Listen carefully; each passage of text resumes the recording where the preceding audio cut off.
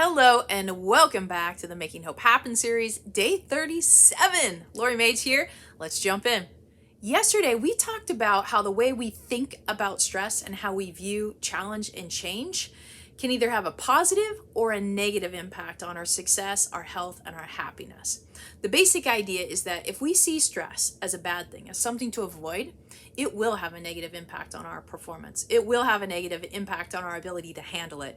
And it will also have a negative impact on our health and our happiness. Whereas when we see challenge and change as a good thing, even something to embrace, it tends to help us show up as our best self. It tends to have a positive impact on our performance, on our health, and our happiness. And a phrase I like to use to help me cultivate this belief, to see challenge and change as a good thing, is no pressure, no diamonds. No pressure, no diamonds.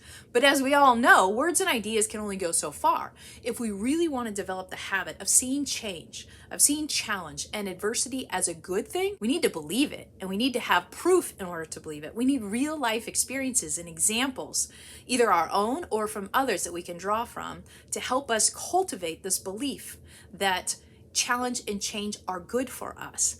I like to refer to this as my adversity highlight reel. Now, there are lots of ways that we can create our adversity highlight reel, and today I'm going to share with you two specific examples. The first one is to draw on your own experiences and to intentionally take some time to reflect on your own life and to capture your own heroic stories.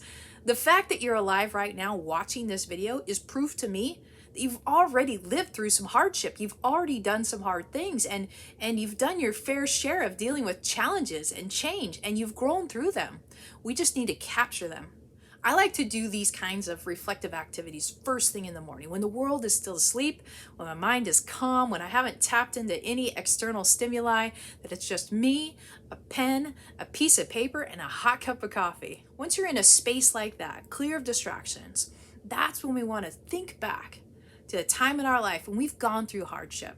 Those times in our lives that were really, really challenging, that we would never want to go through again, and we'd never wish it on our worst enemies, but we're glad we went through it because it forced us to grow. It forced us to learn, to gain confidence, to develop new skills, find a better partner, be a better partner, or maybe even move on and take a step into a new career. Now, once you've got that situation fresh in your mind, take a minute right now to jot down a few descriptive words to help you solidify what that experience was.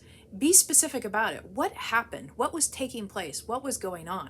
Once you've captured the story in a few descriptive words, then this next step is to write down all the reasons why you're glad you went through it. How did it challenge you? How did it change you for the better? The more personal stories you can collect for your adversity highlight reel, the better. And then run those all the time. Just repeat them through your mind all the time. Draw on those experiences to help you build that strength, to help you build that courage, to help you change the way you look at adversity and see it as a good thing. Another way I like to optimize the way I view challenge and change is to intentionally watch documentaries and movies and read stories about people who have gone through hard times and grown through hard times. A few of my favorite kind of celebrity stories are Oprah Winfrey. If you don't know her story, it's extraordinary.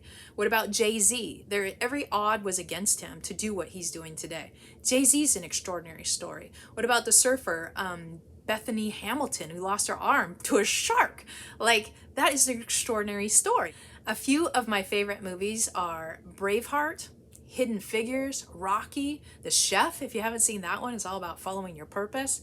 And a few of my favorite books to draw from are Shoe Dog. It's the story about Nike, The Alchemist, and Viktor Frankl's Man's Search for Meaning.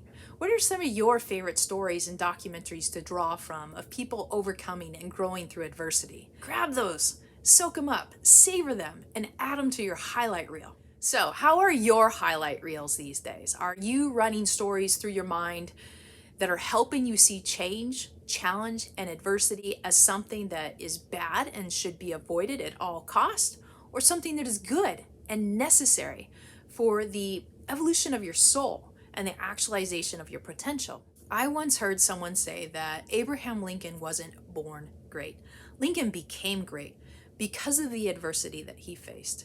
Abraham Lincoln's challenges were the essence of his greatness. Would we even know who he was if he hadn't been challenged the way he was challenged, both internally and externally? What if, just like Lincoln, our challenges are the essence of our greatness? And what might our lives look like if we learn to view and embrace that tension as a good thing rather than being a signal that something's off or that something's wrong? What if we saw the tension as a sign that things are right, that this is exactly what I need to grow, to evolve, to take my health and happiness to the next level? Well, that is it for day 37. If you got value today, please give me a thumbs up. Share your insights in the comments below.